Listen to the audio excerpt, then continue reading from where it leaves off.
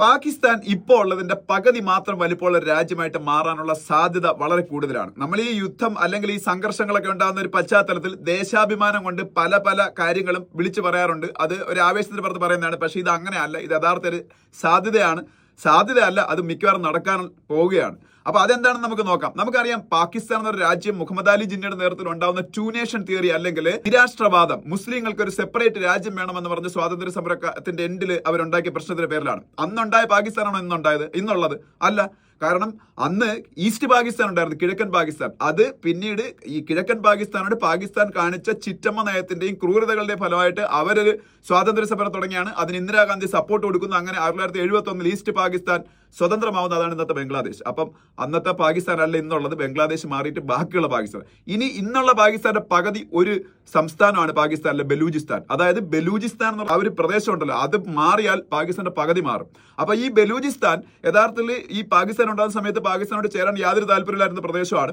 അപ്പൊ 47 അവർ മാറി നിൽക്കുകയും ചെയ്തു. അവർക്ക് ഇന്ത്യയോട് ചേരാനാണ് പിന്നീട് താല്പര്യം. ഇത് മുഹമ്മദ് അലി ജിന്ന മനസ്സിലാക്കിക്കൊണ്ട് 48 ബലം പ്രയോഗിച്ചാണ് ഈ ബലൂചിസ്ഥാനെ പാകിസ്ഥാനോട് ചേർക്കുന്നത്. ഇന്ന് പാകിസ്ഥാന്റെ പകുതി പ്രദേശം ബലൂചിസ്ഥാനാണ്. പക്ഷേ ബലൂചിസ്ഥാൻകാർ അന്ന് തൊട്ട് അതിനെ എതിർത്തുകൊണ്ടിരിക്കുകയാണ്. ഈ ബലൂചിസ്ഥാനിലാണ് പാകിസ്ഥാന്റെ കംപ്ലീറ്റ് റിസോഴ്സസും, ഗ്യാസ് നിക്ഷേപങ്ങൾ, മിനറൽ നിക്ഷേപങ്ങൾ, സ്വർണ്ണം വരെ അവിടെ ഉണ്ടെന്നാണ് പറഞ്ഞത്. ഇതെല്ലാം ഊറ്റിക്കൊണ്ട് പോകുന്നത് പാകിസ്ഥാൻ ഗവൺമെന്റാണ്. എന്നിട്ട് ഈ ബലൂചിസ്ഥാൻകാർക്ക് ഒന്നും കൊടുക്കുന്നില്ല. ബലൂചിസ്ഥാനിലെ 70% ജനങ്ങളും ദരിദ്രരാണ്.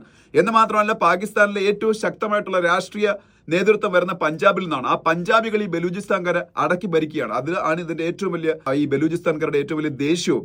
എന്ന് മാത്രമല്ല, ഇന്ന് ചൈനയും ഈ ബലൂചിസ്ഥാനിൽ എല്ലാം ഊറ്റിയെടുക്കാൻ വരുന്നുണ്ട്.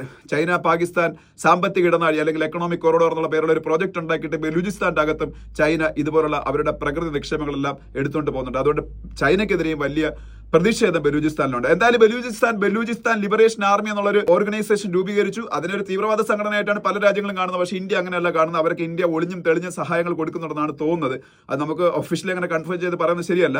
എന്തായാലും ഇപ്പോൾ ഈ ഒരു അവസരം മുതലെടുത്ത് പാകിസ്ഥാനെതിരെ അതിശക്തമായിട്ട് ആഞ്ഞടിക്കുകയാണ് ഈ BLA. അവർ ഈ ഇടയ്ക്ക് ജാഫർ എക്സ്പ്രസ് ഒക്കെ തട്ടിക്കൊണ്ടുപോയി ആ ട്രെയിൻ ബന്ദിയാക്കിയ കാര്യമൊക്കെ നമുക്കറിയാം. ഇപ്പൊ ഈ പറഞ്ഞ ബലൂചിസ്ഥാന്റെ ക്യാപിറ്റലായ ക്വറ്റയിലെ പാകിസ്ഥാന്റെ ആർമിയുടെ ആസ്ഥാനമൊക്കെ അവർ പിടിച്ചെടുത്തെന്നാ പറയുന്നത്. എന്നിട്ട് അവരോട് സ്വാതന്ത്ര്യം പ്രഖ്യാപിച്ചു എന്ന് പല മാധ്യമങ്ങളും പറയുന്നുണ്ട്. പക്ഷേ ഇന്നല്ലെങ്കിൽ നാളെ ആ സ്വാതന്ത്ര്യ പ്രഖ്യാപനം നടക്കും.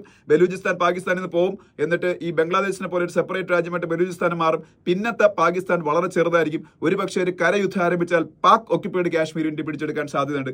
പിന്നത്തെ പാകിസ്ഥാൻ ലോകത്തിലെ വളരെ ഇൻസിഗ്നിഫിക്കന്റ് ആയിട്ടുള്ള ചെറിയ ഭൂപ്രദേശമായിട്ട് മാറും. ഇതൊരു റിയൽ പോസിബിലിറ്റിയാണ്.